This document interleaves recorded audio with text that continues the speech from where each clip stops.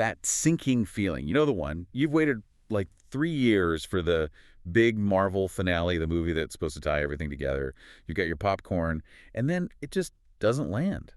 It just fizzles. Exactly, that very specific deep ache. That's not just, a bad mood. No, it's a highly specific signal. And to really get it, we have to go way beyond just calling it a negative emotion. That's what we're doing today. We're going far beyond that. Yeah. And doing a deep dive into the, surprisingly complex emotion of disappointment. Our source material is this huge literature survey. It pulls together over 75 peer-reviewed studies. Yeah, from all over. Neurobiology, economics, psychology. It's really the whole picture. It's our shortcut to understanding what disappointment is, what it's doing to your brain, and maybe the biggest surprise, why it might actually be necessary. Right, and the fundamental idea, our starting point, is that disappointment is simply the gap between what you expected to happen and what actually happened. It's all about the prediction failing. Okay, let's start there, because that's a crucial first step. Yeah. We throw around the words disappointment and regret like they're the same thing, but they're not, are they? Not at all. The line between them is incredibly sharp, and it all boils down to control. Control. Yeah. Regret is all about your personal choice. The thought process is, I should have done this differently. You're replaying your own actions. And research shows regret hits hard, emotionally, but it also pushes you to change your behavior next time. So regret is, okay, that one's on me, I can fix it. Precisely. Now, disappointment, that's about the outcome itself. The thought there is more like, the situation should have been better. You tend to blame external stuff, things you couldn't control. I think I get that. So if I pick a stock and it tanks, that's regret. My choice. But if the whole stock market crashes, that's disappointment. The environment failed me. That's the perfect distinction. And it's not just a casual idea, it's formalized in economics. There's something called Bell's disappointment theory from way back in 1985. A theory for being bummed out. Basically, yeah. It defines the emotion as being proportional to the difference between the utility you expected, the reward you thought you'd get, and what you actually got. It's math for your feelings. I love that. So let's connect that math, that expected reward, to what's actually going on inside our skulls. If the good feelings, the motivation are powered by dopamine, what's the brain's supervillain for disappointment? So we need to talk about a tiny brain structure called the lateral habenula, or the LHB. Some people call it the anti-reward center. The anti-reward center, wow. It lights up for two very specific things. When a reward you expected doesn't show up, and when something worse than you predicted happens. So my brain predicts a cookie, and I get nothing. Yeah. LHB sounds the alarm. It's the circuit breaker. It immediately sends a signal to shut down the dopamine neurons. It actively suppresses them. And that's the crash. That's the motivation just draining out of you. That just sounds awful. It sounds like our brain has a built-in give up button. And it has huge implications for things like depression. In fact, hyperactivity in the LHB is strongly linked to seeing the world in a really negative light, like you're pre-programmed for disappointment. So it's a feedback loop. A really vicious one. There was a case study where they used deep brain stimulation to disrupt the LHB's firing in a patient with severe depression. The symptoms basically vanished when the device was on. It shows how much power that one little area has over our sense of hope. Okay, but if the LHB is just slamming the brakes on dopamine, how is this useful? How can it possibly be an adaptive thing? Surely our brain doesn't want us to just curl up in a ball. And this is where it gets really, really cool. This is the big twist from modern neuroscience. The old view was just that dopamine firing goes down, end of story. The crash. Right. But recent research found a whole other population of dopamine neurons that do the exact opposite. The opposite. Yep. They're sometimes called anti-RPE neurons. RPE is reward prediction error. So when the reward fails to show up, these other neurons actually increase their firing. They ramp up. Hold on. So one part of my brain is shouting, abort, mission failed. And another part is firing up and yelling, error detected, recalibrating at the same time. That is the perfect analogy. So the system isn't designed to shut you down. It's designed to signal loud and clear, try again, but do it differently. It's not give up. It's learn. That's incredible. So it's not a bug, it's a feature, a learning feature. Here. So what does this mean for how we act? Disappointment and regret must push us in different directions. They absolutely do. It's called behavioral asymmetry. So regret makes you want to approach the problem again. You want to fix your mistake, run the experiment over. Okay. But disappointment That triggers avoidance. You want to get away from the situation because your brain has flagged the environment as the problem, not your choice. I can totally see that. If a project I'm working on stalls because I don't know, I chose the wrong software, that's regret. I'll get new software and dive back in. That's approach. But if it stalls because nobody cares about that kind of art anymore, that's disappointment. And I just want to burn the whole thing and never think about it again. Avoidance. A perfect real-world example. And when we face that disappointment, we tend to use two main coping strategies.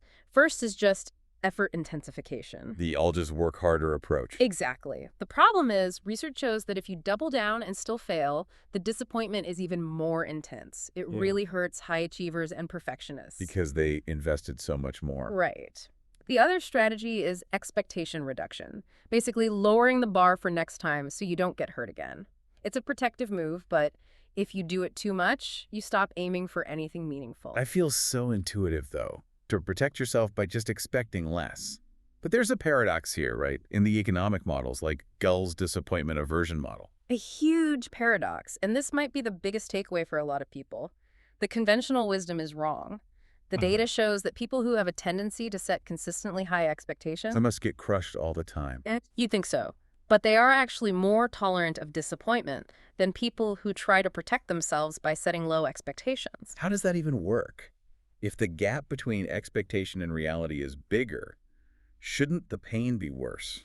It seems that people who aim high develop better mental tools for dealing with the fallout. They get better at, reframing the outcome after it happens. Maybe they're quicker to blame external factors, or they've just learned not to tie their self-worth to every single outcome. They metabolize the failure into action instead of paralysis. Wow, so the answer isn't to lower your standards, it's to get better at handling setbacks. That's it. Let's talk about where this shows up in the real world, like with customer service. Disappointment has to be a huge driver there. Oh, it's the main driver of customer dissatisfaction. And that same asymmetry plays out. If a customer feels regret, like they bought the wrong product, they're more likely to just switch brands. Okay, they just leave. But if they feel disappointment, the company doesn't live up to its promise, they're more likely to stay, but become a vocal critic. They'll start spreading negative word of mouth. So they're the ones at the dinner party telling everyone how terrible their bank is, even though they're still a customer. Exactly. And it gets really bad for companies when, say, the sales team promises the world and the support team can't deliver. The customer doesn't see that as a mistake. They see it as intentional deception, and that just destroys trust. That feeling of betrayal, that's got to hit even harder in personal relationships. It does. And we have to separate two types here. There's outcome-related disappointment, where you and a friend were aiming for the same goal and missed. You're both disappointed in the outcome, but the relationship can get stronger. You're in it together. Yes. But then there's person-related disappointment. This is when someone's actions fall short, a broken promise, a betrayal. That's when people report a strong urge to pull away, to create distance. That's what does the lasting damage. And in the modern world, especially online, it feels like we're just manufacturing this person-related disappointment constantly.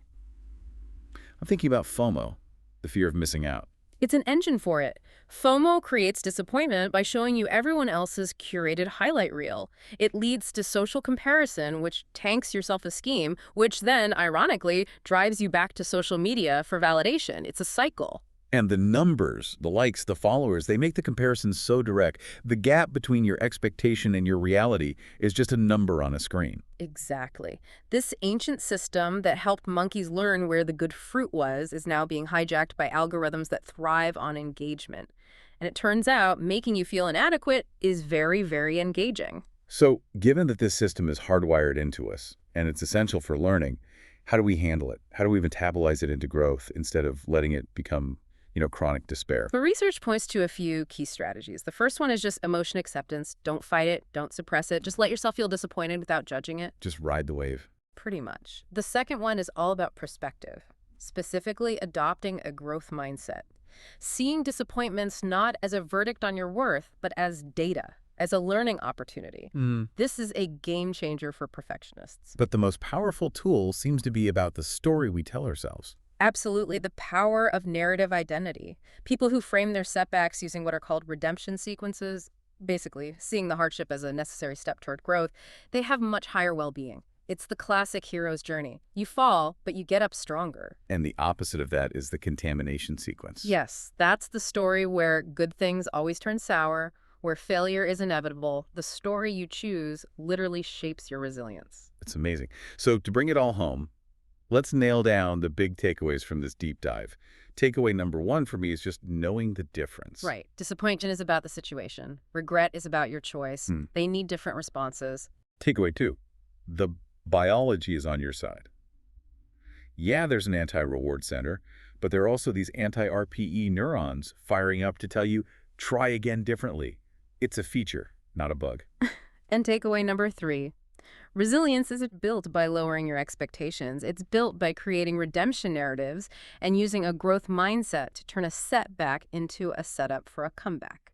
Disappointment is just the cost of admission if you want to have high hopes. Exactly. It's not a sign of weakness at all. It's a critical, essential signal. It's the price of ambition. Well, thank you for joining us for this deep dive. If you found these insights as fascinating as we did, make sure you're subscribed so you don't miss the next one. And we'll leave you with a thought to chew on. Considering that research shows setting higher expectations can actually make you more resilient to disappointment, where in your life are you maybe lowering the bar to protect yourself, and what potential growth are you leaving on the table by doing so?